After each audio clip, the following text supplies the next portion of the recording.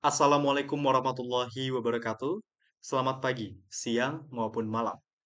Perkenalkan, saya Muhammad Ahdan Rospa dari Stay Rekayasa kelas 18 Bahasa Indonesia dengan NIM 165 25027 yang hari ini akan menuntaskan syarat ujian akhir semester dengan mempresentasikan karya tulis ilmiah yang telah kami buat beberapa minggu ke belakang dengan judul Peningkatan Kemampuan Kognitif melalui Pola Makan Sehat Mahasiswa Stay ITB Jatinangor. Tentunya kami mengangkat judul ini dengan latar belakang sebagai berikut. Kami sebagai mahasiswa sering dihadapi dengan beban pembelajaran yang cukup tinggi dan alur akademis yang sangat padat. Tidak jarang kami memerlukan konsentrasi yang sangat tinggi dan juga kemampuan memecahkan masalah matematis pada setiap sesi pembelajarannya.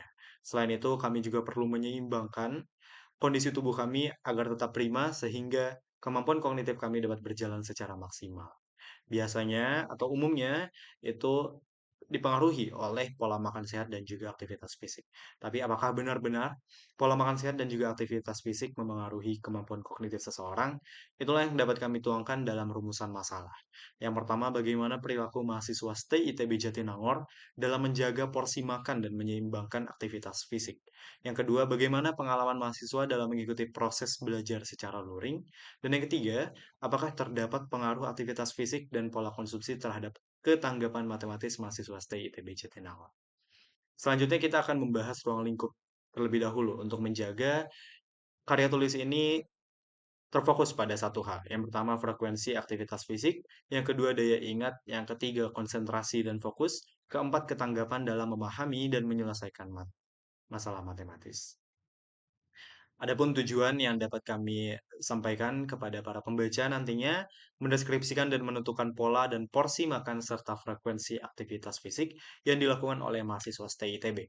Dan yang kedua, mendeskripsikan dan menentukan tingkat kemampuan kognitif yang dimiliki mahasiswa STI ITB. Ketiga, mendeskripsikan pengaruh aktivitas fisik dan pola konsumsi terhadap kemampuan kognitif mahasiswa STI ITB. Dan inilah metodologi yang kami gunakan pada karya tulis ini, di mana kami menggunakan deskriptif analitis. Kami mendeskripsikan segala jenis data yang kami peroleh, kemudian kita menganalisis korelasi antara data tersebut. Dan sistematika penulisan pada karya tulis ini, bab 1 pendahuluan, kemudian bab 2 kajian teori, bab 3 pembahasan, dan terakhir bab 4 adalah hasil dan kesimpulan. Adapun teknik pengumpulan data yang kami lakukan pada karya tulis ini, yang pertama kuesioner, kedua studi pustaka, ketiga wawancara, dan empat studi kasus. Dan selanjutnya ada landasan teori yang menjadi dasar dari penulisan karya tulis ini dan menjadi pelengkap untuk ilmu-ilmu yang belum kita ketahui secara menyeluruh. Pertama adalah mahasiswa itu sendiri merupakan individu yang mengemban ilmu di perguruan tinggi. Sementara kami akan menghubungkannya dengan tingkat stres, di mana stres adalah kondisi yang dirasakan oleh setiap individu menghadapi suatu tantangan atau tekanan. Adapun pola makan adalah informasi mengenai macam-macam bahan makanan yang dikonsumsi setiap harinya. Kemudian kemampuan kognitif merupakan kemampuan dilakukan otak dalam memproses suatu informasi untuk segera dipahami, dipelajari, dan mengusulkan suatu solusi. Selanjutnya, makan dengan porsi seimbang sering disebut sebagai makanan yang mampu memberikan manfaat optimal bagi individu yang mengonsumsinya. Dan kita akan masuk ke bagian analisisnya, di mana saya akan menampilkan data yang terlebih dahulu bagaimana mahasiswa Stay ITB Jatinangor itu pertama dari sarapannya, kemudian asupan protein, karbohidrat, dan sampai akhirnya. Untuk sarapan terlebih dahulu, persentase yang mendominasi eh, bagi mahasiswa Stay ITB Jatinangor adalah hampir selalu melakukan sarapan di setiap paginya. Adapun asupan protein dan asupan karbohidrat cukup berbeda, di mana asupan protein memiliki persentase dominan di skala 3 ataupun netral, sementara asupan karbohidrat terdapat dominan di skala 4. Ini juga dipengaruhi oleh tempat tinggal mahasiswa Stay ITB Jatinangor juga, di mana di Indonesia yang selalu memakan nasi sebagai asupan karbohidratnya. Kemudian konsumsi sayuran di sini cenderung netral, di mana skala 3, dan konsumsi gulanya cenderung netral juga di skala ketiga, dan konsumsi air mineral terdapat kesamaan di antara skala 4 dan skala 5 yang menjadi dominator di persentase konsumsi air mineral. Dan terakhir ada aktivitas fisik, di sini cukup menurun, di mana orang-orang yang selalu beraktivitas fisik cenderung lebih sedikit dibandingkan orang yang jarang melakukan aktivitas fisik. Dan selanjutnya kita akan meninjau bagaimana data dari pengalaman belajar secara luring. Kami mengambil survei pengalaman belajar berpikir komputasional di mana persentase dominannya berada pada skala 3, yakni menandakan netral, kemudian pada praktikum hampir seluruh mahasiswa stay ITB Jatinangor itu dapat melakukannya dengan baik, di mana skala 4 memiliki persentase terbesar.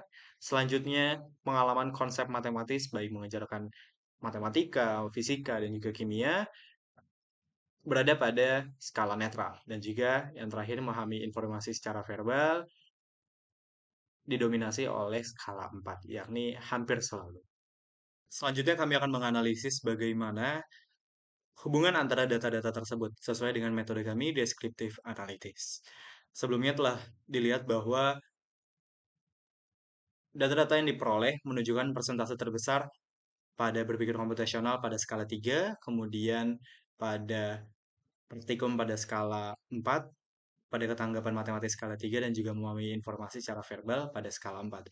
Ini menjadi dasar kita bahwa pengalaman pembelajaran secara luring masih dapat dikatakan baik.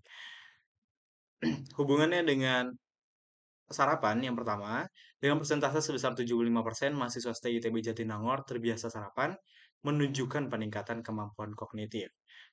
Sehingga sarapan ini memiliki peran yang sangat penting dalam menjaga otak dalam kerja maksimal dan menjaga kondisi tubuh tentunya.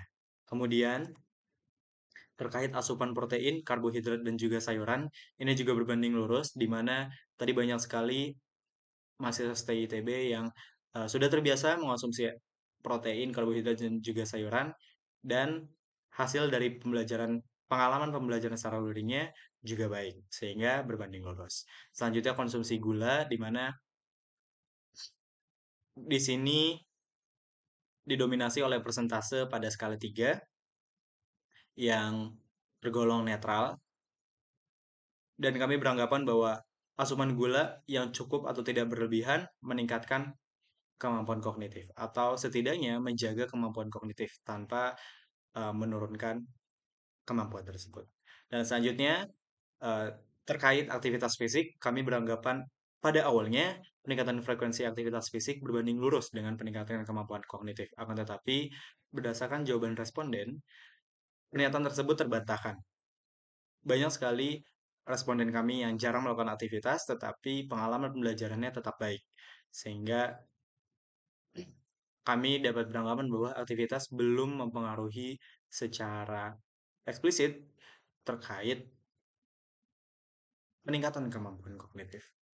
Dengan demikian, kesimpulan dapat kami sampaikan bahwa keseimbangan antara pola hidup dan tuntutan akademik masih dapat dipertahankan dengan cukup baik bagi para responden. Dan sarannya, perbaikan pola hidup sangat dibutuhkan untuk menunjang peningkatan kemampuan kognitif. Pihak institusi dapat memberikan dukungan melalui edukasi kesehatan dan fasilitas menunjang pembelajaran yang lebih baik. Sekian dari saya, mohon maaf bila ada kata yang kurang berkenan. Sekali lagi, terima kasih. Assalamualaikum warahmatullahi wabarakatuh.